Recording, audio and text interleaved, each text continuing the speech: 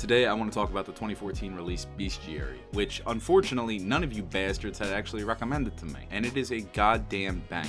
The album is so tasteful, front to back. I found it one night at 2 o'clock in the morning, playing Dark Souls 2, and YouTube suggested Beastiary, full album. So before I made this video, I looked into Rob Sonic, and this man can go toe-to-toe with Aesop Rock. Aesop Rock produced a majority of it, and I need to make this perfectly clear. The top two crown jewels of the album, the first track and the 11th track. Jonathan. I'm sorry, deeper in the polygons, radical breaths, compare teeth on a promenade, man's worst friend, tragedy prone, skirting a never-ending exodus from Adam to so. And Kiln. From the treehouse, you can now see the silhouette. Greasy poor, needy boy speeding off in a limo stretch. CD talk, slow and low toes come through his widow's edge. Sleepy dog lying for science, dance, and pillow bit. Jonathan was produced by Aesop Rock, and its runtime is 3 minutes and 25 seconds. Kiln was produced by Rob Sonic, and it has a runtime of 3 minutes and 32 seconds. So within 5 seconds of difference, they stayed in that sweet spot, and the beats are wildly different, and the way they perform the songs are different. Jonathan has mini verses handed on and off between the two artists, and then Kiln is Rob Sonic starts the song with his verse, and then Aesop Rock finishes with his verse. And the way that these songs are delivered back to back, like Aesop Rock makes it seem like the pumping heart of the music. Like he is the heart of the music. And then Rob comes in, and Rob is effortlessly weaving in and out and around of Aesop Rock and within the beat. Like Rob makes this seem so easy. My toxic trait is thinking that I could replace Rob. He is so good. Like they go toe to toe. He is so good. This album is so fucking awesome. There were a few weak spots on it for me. 4 a.m., which is track number 6, and it wasn't Hang 10, it was Wales, which is track 8. And I felt they were kind of weak. But something that really stood out to me on this album, and I don't want you guys skipping over if you do listen to this, is track 4 is Dollywood. And the reason why Dollywood stands out to me is it's the only song on this entire album that's not done in a 4/4. It's not done in a 4/4 time signature. It's done in a 3/4.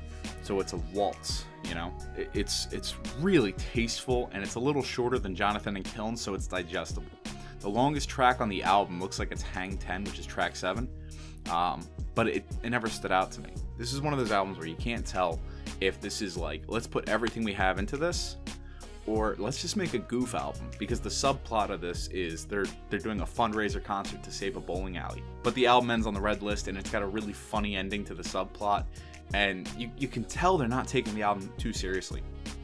But when they deliver their lines, this is like best lines and like throwaway lines. And I'm telling you, if I had to rate this album, like, you know, 1 dropping the ball and 10 being a slam dunk, these guys grazed the rim. You know, they grazed the rim without even jumping.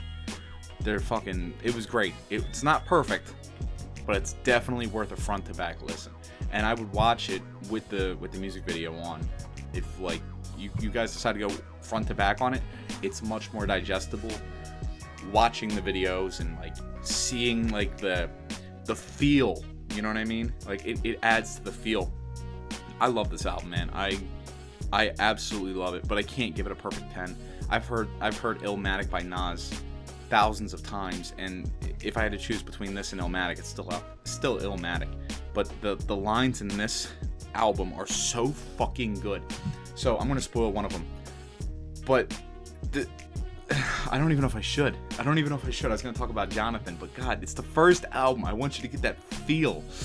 Okay, so Kiln has a line from Aesop Rock, and the line is something along the lines of, never had a gold chain, never had a cold beer, had a code name and a moral code he hold dear. And I tried rapping that in the car, and when I did that, I recognized there were so many tongue twisters in this fucking album from Aesop. Like, Rob has like almost no tongue twisters at all. I can't even speak normally. But another one he has is sidewinders wind through fried wires or something like that. And it's like, how the fuck do you comfortably say that? Rehearse, practice. This album paid off in spades, guys. Beastiary is a fucking blast. Please give it a chance. front to back, I loved it. There's only a few discrepancies in it for me that I didn't care for. I love Merlin, which is track 9, and Merlin is just a fucking, it's just a beat, you know. They made a beat. Actually, I think it's, yeah, Aesop Rock made it. It's a minute. It's just 1 minute. But it's so good that I'm like, fuck, I really wish you guys rapped over this, man. I really wish I could get 3 more minutes of this. And then Whales, which is track 8, is about, it's like a goofy track about money. And the term whales is like a sales term for like people you can squeeze a lot of money out of. But I'll skip the track every time I get over it. But other than that, guys, it's an amazing album. Please give it a chance. And if you're new to the channel, please check out my other stuff, because it's not just album reviews, it's song analyses, and I got some dumb shit about video games that I'm actually gonna make a video. I don't know if I'm gonna upload it before this. I should probably upload this first, but I'll probably do something on Nintendo, because I fucking hate those guys. But other than that, guys, keep watching, and I'll see you in the next one.